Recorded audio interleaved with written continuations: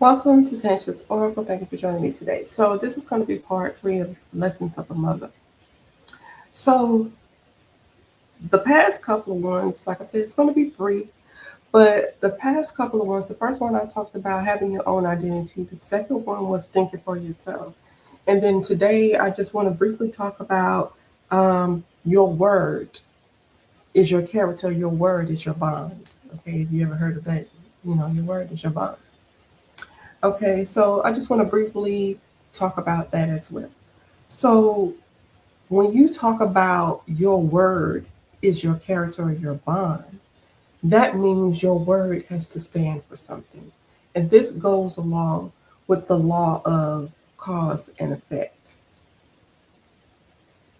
And so, which means every action or inaction has a result. And your word is the cause, your follow through is the effect. So when you don't do what you say you're going to do, you're creating inconsistency within yourself and with other people as well. Okay. So you can't just go out saying anything. And this right here is something I cannot stand when people do this. If you say something that you're going to, like, just say I tell you um, I'm going to show up. Like you might need a ride. Okay, can you take me here?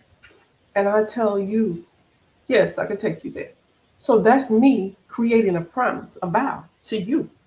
You asked me, I agreed. So now we have a contract, right? And so I can't that day you need a ride on Tuesday, and Tuesday get here and I don't show up for you. I don't call you. I don't warn you. Nothing. You calling me. Well, I thought you was coming to give me a ride. Oh, I just forgot. I guess you just have to figure out something to do. That's you breaking the promise. So that means your word doesn't. So not saying that things can't come up, things can't happen, but I'm talking about it being repetitive, a habit of you not being able to stand on your word or follow through on the things that you say that you're going to do. So once it becomes a habit, and then people learn that when you talk, to just ignore you because you're a liar, you don't follow through, you're not trustworthy, you're not responsible, you can't be held accountable for anything. We can't count on you for anything because you just talk just to talk. And sometimes people say things because it sounds good in the moment. Oh, I want to be, I want to make these grand gestures, but you never follow through. And so I, um, for me, like I said, that's always been a big thing for me. And so I have my kids, and so I never tell my children that I'm going to do something and don't do it, and they know that. They don't have to question me, Mama. You said you was going to do this, or are we still doing this, or are you still going to do that? They don't ask me that. Once I say it, they already know that that's what I'm going to do on the day that I say that I'm going to do it. So my point is, my word means something to them. So they don't have to question me. They don't have to wonder about what am I going to follow through on my word. So at any time I try to make a promise to somebody, now, if you don't know, you don't know. And you can say, well, I wouldn't mind it, but I have to see. Like, that's what I tell my kids. I can't make no promises, or I don't know, so we'll see. That way I don't have to put myself in a situation to where I'm not following through, because I want them to be able to trust and know that when I say something, that's what I mean. So that's what I'm saying. Your inaction or action here on what you say creates how people see you. Are you consistent or are you inconsistent? And it goes back to your identity, which was the first thing that I said, what you're known for, how people see you, how people view you. Are your words meaningful? Can you be trusted? And that goes along with anything that you do, any relationship that you have, anything that you do. Are your words valuable? Or are they just words? So your word is the character that you build. So are you building a good character or are you building a flimsy character that stands for nothing and falls for everything? So creating your own identity, thinking for yourself, creating the image that you want to be known for, your legacy that you want to be known for, letting people know that you're worthy of trust and that you can follow through on your word and you don't allow yourself to be swayed by pressure. And then when I say, going back to my last one, when I was saying think for yourself, it doesn't mean that once you establish something in your mind and you find out new information or information that can shift your mind, that you can't change your mind. That's not what it is. But not shifting it based on the group, not changing your promises and word based on what's good for you in the moment. Because sometimes we do things, we say things, we make promises to people,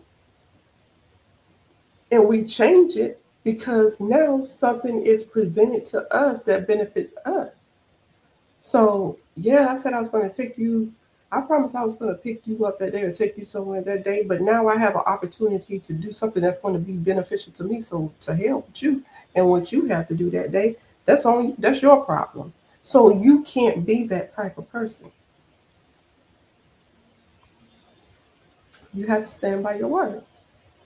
Your word has to mean something spiritually, because then if we think about it in this way, if our word doesn't have to mean anything, then when you're trying to manifest things or when you're trying to bring things forward into your life or when you're trying to correct certain things that you have going on, that you're trying to work on for you, and you're making these petitions or whatever you're doing, and I want this. And do you think that would you be okay with spirit if it says, oh yes, we're going to do this thing for you, and you putting all this work into it, and then at the last minute, oh, we decided we don't want to do it no more?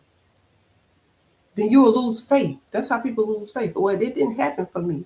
Did you do your part? It never works for me. Because sometimes when we doing these vision boards or we doing these things of manifestation, we make promises. I'm going to do X, Y, Z. I'm going to stop doing X, Y, Z. Whatever it is that you say that you're going to do or not do. And then after a while, then you go back on your word.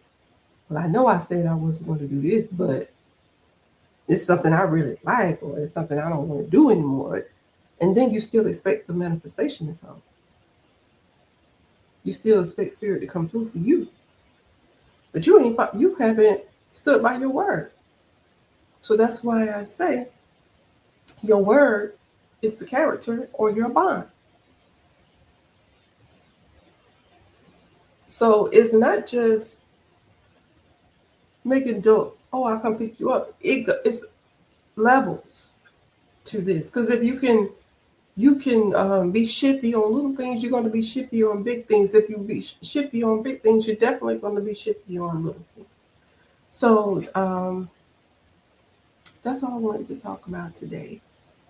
And I just want to reiterate that the purpose of these little videos is because, like I said in the first video, is that we're trying to build our spiritual stamina. And you can't be spiritually strong if you as a person is weak, mentally weak, spiritually weak, physically weak, anything. So you have to build yourself up on a strong foundation.